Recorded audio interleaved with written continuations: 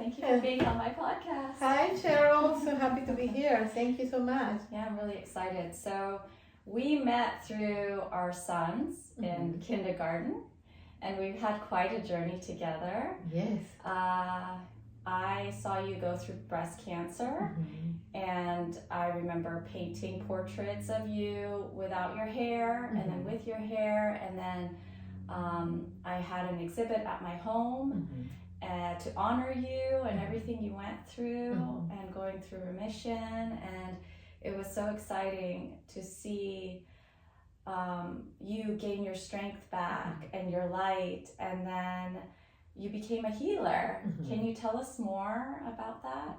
Yes, I've always been interested in energy healing since I was very young.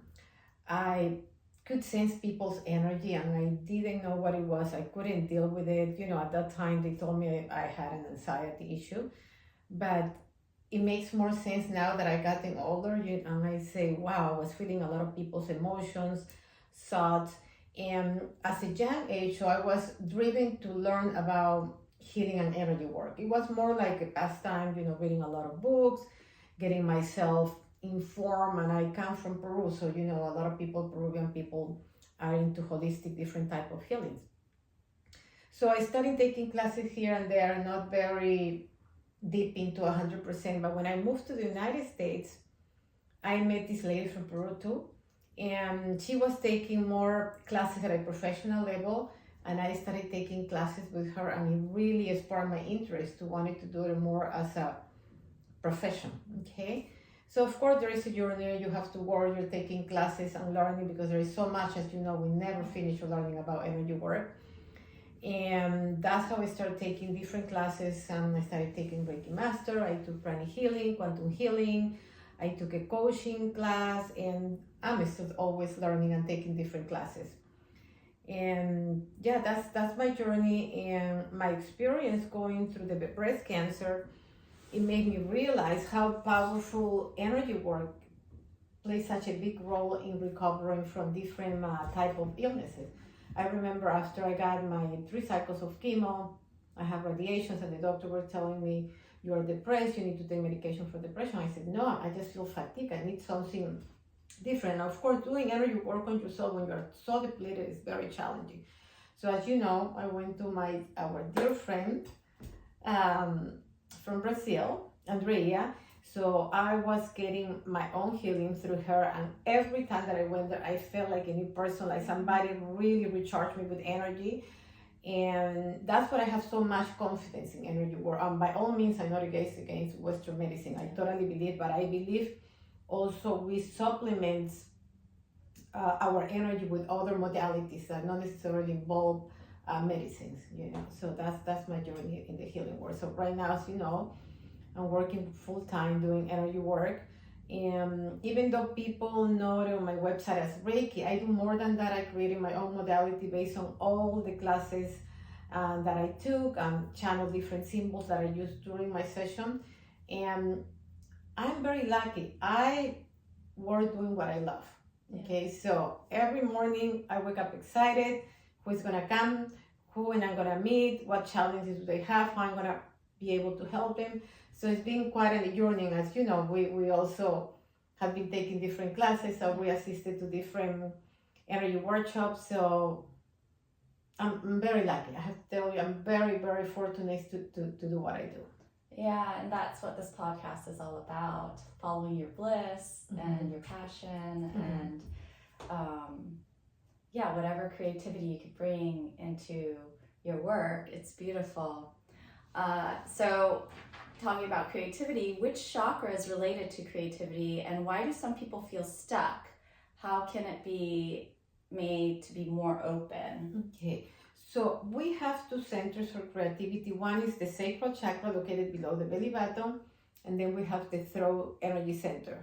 So the sacral energy center has to do with creativity, procreation, co-creation. It's a very important energy center.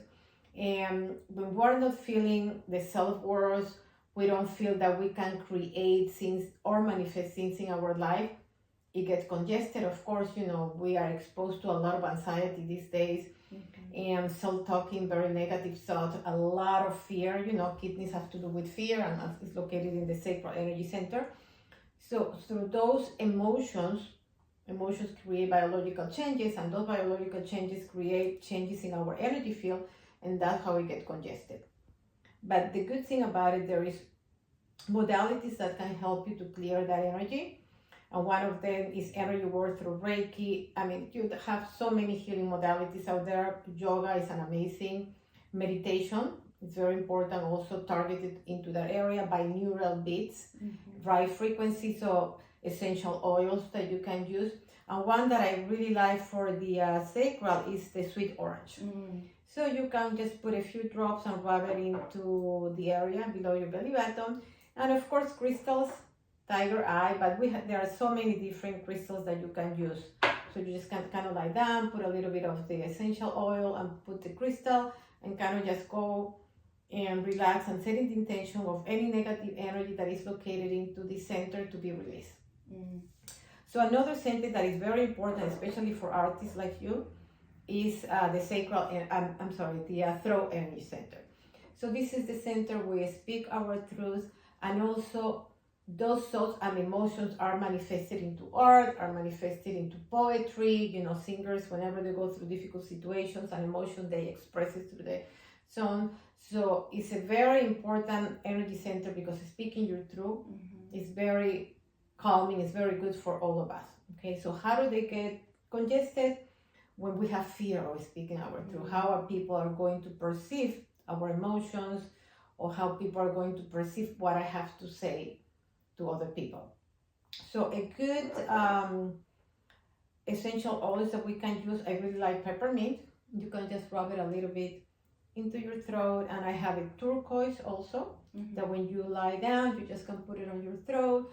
And again, energy work will help, yoga, a diet, blueberry for this one, for this throat energy center, and for the sacral, eating oranges, tangerines, wearing orange color. That's exactly what I'm wearing right now for the sacral energy center, or wearing like different crystal, like this is lapis lazuli and sodalite. They're very good for the throat chakra. And this amber is an amazing crystal for the sacral energy center. So there are many things that you can do. Meditation, as you know, is very important, setting the intention to clear, and having your mind in a state of being peaceful and calm. And when you reach into that point, all your centers align into your body, okay? And it's especially important now after the pandemic. A lot of people feel totally off in their energy centers, a lot of fear, a lot of anxiety and depression. And that's really affecting the health, not only spiritual, physically, and emotional. Yes. I love those essential oils too. I didn't know putting the orange there at the sacral. Yes, you can put a few drops and just rub it into the area. That's good to know. Something I always talk about is how when I first started to express myself again through art, and it became like in the beginning of my profession, I created a lot of blue paintings, and I realized it was related to the throat chakra because I had a hard time expressing myself and speaking my truth because of fear of judgment and what people would say. And now it's not as much blue because I feel like I've gotten through that phase, and there's more of a balance between colors. But it's interesting to look back and to see, wow, that may, and I had thyroid issues. And, oh, wow, it totally makes sense. Yes. So it's interesting that you talk about that and bring that up. Yes, and I still have the painting. Remember that you painted of me when I just got over the breast cancer, when my hair started growing. So I have that beautiful painting in my treatment center. And by the way, it has a lot of orange and red into that painting. There's orange. So I was observing today the colors, orange. Yeah. Was that the one, the body art I did of you? Yeah, the body art. I also did that. Yes, yeah. the body art. That was very special. Yeah. As we painted, I think the symbol of the breast cancer. Yeah, the ribbon, the pink ribbon. Yes. Yeah, that was a very special day. So How can these healing modalities help creatives? What can they do for creatives? Okay, when those energy centers, the sacral energy center and the throat energy center are clear, then all the ideas are going to flow easier for you. So let's say you have an intention of doing a painting today, and let's say you want to paint the face of a woman. And at the beginning, maybe if your centers are not aligned, you are doubting what colors to use or how you're going to do it. So when the energy flows, you just start doing it without any issues. You just start painting. You start using the colors that you are channeling into that day and transmitting that energy into the art that you are presenting. Yeah, I love that. And how has being a healer helped you in your life? What has it done for you? Well, it's helped me tremendously to deal with challenging situations in my life. Especially the breast cancer, childhood trauma that comes from generations, and from my family. And as you know, my son had a very difficult situation with ADHD growing up. So that helped me also to do energy work on him, and hands-on and also distant healing. And it makes me very empathetic because I know a lot of people going to breast cancer or different type of cancer, and when you go through chemo radiation, you are so depleted. It's hard for other people to understand and perceive, how difficult it is for the person and how many years sometimes it takes to fully bring your body back into equilibrium, into balance. So it made me strong in a way, emotionally strong, and also determined to be able to help other people that are going through difficult situations. I don't think I would be in this situation having I go through all those difficult experiences that I had in my life. And as you know, every healer has like difficult situations in your life. You are an amazing healer too. So all of those things make us stronger and be able to transmit all our emotions. Right. And being a healer yourself, you can work on yourself. Like, with the Reiki healing, you could put it in parts of your body that need the healing. And yes, yeah, I do that, and I also like to go to other people. I think sometimes I believe that it's nice to go to other people, so just relax and kind of like surrender and let other people do the work. So I do both. nice. And I really enjoy getting Reiki. I really enjoy getting a massage from other people or any other type of energy healing modality. You also took courses on pranic healing Yes. as well. Is there a difference between those two, like the Reiki and pranic healing? Yeah, pranic healing works a lot into brushing the energy field of the person and channeling different colors according to the disease or the issue that the person is having. And also there is always like a recipe, a protocol.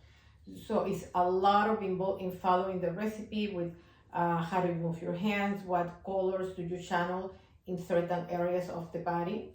So it's very involved when it comes to following the recipe. I didn't know that part where you channel colors, because I feel colors are very healing, and working with so many colors has healed me in a lot of ways. Yes. So, and just surrounding my home with certain colors. And I've also brought this up before. I once had someone come to Feng Shui, my home, and he said I had too much blues in the house and had to balance it with more reds and golds, and so I did that, and I did feel my own energy shift and mood, and there was just more of a balance in my home, and I just feel like colors are so important, and wearing certain colors. Yes. The colors are going to show your mood, whether you're conscious or subconscious about it. It's always going to represent. And by the way, I changed through the years my favorite colors. It used to be when I was very young black. I don't like black anymore. I have it. I wear it once in a blue moon. But now my favorite is like bright blues and red. So it changes, and it goes according to situations that you go in your life. I used to wear black a lot because culturally, like being from Iran, like that is a color that we wear. It's just considered as chic and classy. But then doing all these classes, I was taught that colors are very important for your mood, and what you wear affects your mood. And so I started to add more colors to my wardrobe. And I began to feel like a little bit lighter, a little bit better, and happier. So I really, I'm a big believer. And just bringing that energy, that artwork into your home that has that color. And it could even be more grounding colors as well. Like if you're not into like the bright colors, a lot of people aren't into that. Colors that represent nature, you know, like the greens and browns and light yellows. So, yeah. Yes, that is very important. And also, you know, as Ayurvedic, the food that you eat, they have colors. So that's very important, because according to the color of the food that you eat, it also aligns your energy inside of your body. But during the type of energy work that I do, I kind of evolve. I call it Reiki because a lot of people are very familiar with that word, but I use different energy healing modalities during the session, because I know colors, the projection of colors, visualizations of colors are very important. You know, symbols are very important, and I also involve quantum healing, and so visualization of geometrical forms and being able to move those geometrical forms with colors too. On the classes that I do, it's very, very powerful to be able to open the energy centers. Yeah, the geometric forms, I'm fascinated by that. I see a lot of artists now creating artwork with those. Yes, and it's just gorgeous. So it's very appealing, and you kind of get hypnotized by it. Yeah. And what words of wisdom do you have for all the creative spirits out there? I think you should be able to get in touch with your own nature, your own colors, to be able to meditate, to be able to really connect with your own thoughts and emotions and feelings. Very important. Thoughts create emotions, emotions create biological changes, and it is so important more than ever to be aware of your own thoughts. Yes. If you are totally aware of your own thoughts, and everybody has negative thoughts, but the problem becomes when those negative thoughts linger for so long in your body, and then start creating issues in your body, physical, emotional, or spiritually, or block your energy center. So be very aware what kind of thoughts you're allowing into yourself, also what you hear, music, what news are you listening, who are you talking to, what books are you being exposed to. All of those information, we're constantly being bombarded by that information, and that really affects our thinking. And more than ever now, because we have these phones and devices with us, where like 30 years ago, we didn't have all of this. And so we're being bombarded with more news than ever. Every catastrophe that could be happening in the world, we could find it on our phones, and we could get updates, and it's overwhelming. And I can totally understand why we are a society now that's filled with anxiety and depression and just so many mental issues and fear. Yeah. So what I do, because I have to read the news, I have to be able to be aware of what's going on. But the difference, I'm not seeing the same news 24/7. I'm kind of like over, okay, what's happening in the world. But when I listen to something that is very negative, I say to myself, that's what I do. It's not in my energy field, it's not in my timeline. Whether it's going to happen or not, there is out of my control. But as of now, I choose not to feed into the fear. Right. And that's what I do, because it could happen. But I'm not playing the narrative of fear anymore. Right. And I think that's so important as a creative, to step out of that fear, so you could create the beauty you really want to, and put that good energy into the world, because people can feel it. They look at your artwork and they could sense the emotions that's coming through very it. Important. Some people in my earlier work saw some of the pieces, they said it looks like these massive waves and a storm that's happening, and it could have been some feelings that I went through at the time that were inside of me. But that's also their interpretation. My interpretation could be different, yours could be different, but at the end of the day, it's still amidst this feeling. So I totally agree with you. Thank you for that. So where can people find you and your work, and if they want to contact you and have a healing session with you and to help with their creativity or whatever it is that they need at that moment? Okay, I have a website, and my website is Yrma Wilson, Yrma Wilson, or you can find me on Instagram and Facebook too. So you go into my website, I offer different type of energy healing modalities, and for anxiety, for depression, one for cutting energetic cords. So you are able to pick whatever suits your needs at this time. I also offer a free 15 minutes free energy consultation. I think that is important, because I think it's important that you talk to the person and kind of like connect and ask your questions, kind of like feel if that energy is compatible with yours. So I would suggest to do that. And then if you think I can help you, go ahead and make the appointment. And I have been to you several times. My husband has. I highly recommend Yrma. She's amazing. And yes, we've been friends for years, but she's also been a great healer of mine. And he also introduced me to another healer of ours, Andrea, who's been amazing. And so thank you for being here with me today. We've been wanting to do this for a while, so it's nice to finally have it done. And it was beautiful. It was a great interview. Thank you, Cheryl, for giving me the opportunity. And I'm so happy today, because I read this morning you have done 100 podcasts. Ooh, I was excited for you. So thank you for being here today. I really appreciate it. Yeah, I think yours will be probably 101. Okay, I like that number.